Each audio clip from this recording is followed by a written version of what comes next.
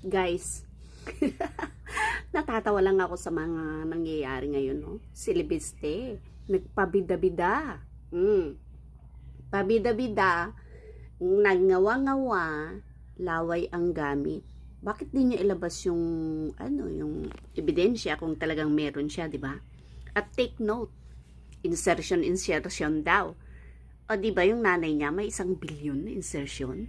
O, di ba? Tapos, si Cabral, patay na. Paano niya ngayon mapapatunayan na totoong si Cabral ang nagpasa sa kanya yung listaan? Tatanga-tanga kasi. Noon pa sanang buhay si Cabral, noon na niya binunyag para may magpapatunay, di ba? So ngayon patay na si Cabral. Then how? Ngayon, bibida-bida ka, ikaw ang magpapatunay sa lahat ng mga sinasabi mo. Libiste! Labas mo na yung mga sinasabi mong ebidensya at buhayin mo si Cabral para siya magpapatunay. Okay?